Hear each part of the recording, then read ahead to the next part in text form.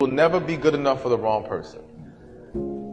So when people do not see your value, it's not about, I'm not good enough, I'm not this. No, they're not for you. And we've got to learn to accept that and not internalize rejection, not internalize the fact that this person cannot step up to the table and give us what we need. That's not their role in our life. Get them out the way.